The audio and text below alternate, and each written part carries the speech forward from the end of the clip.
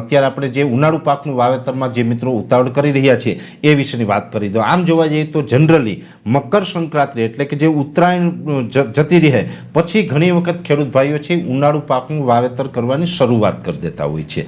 જો કે આપણે ઉનાળુ પાકનું વાવેતર છે ત્યારે જ કરવું જોઈએ જ્યારે હવામાન છે એ વાવેતર લાયક થવું જોઈએ। ખાસ કરીને ઠંડી પડવાનું બંધ થઈ જાય, તીવ્ર ઠંડી નહીં પણ તાપમાન છે થોડુંક ઊંચું આવે ને સામાન્ય ઠંડી થઈ જાય ત્યાર પછી આપણે વાવેતર કરવાનું હોય। મોટા ભાગે એવું બનતું હોય છે કે ઉત્તરાયણ જાય પછીથી આપણે તાપમાન છે એ ઊંચું જાય અને ઠંડીમાં ઘટાડો થઈ જતો હોય છે।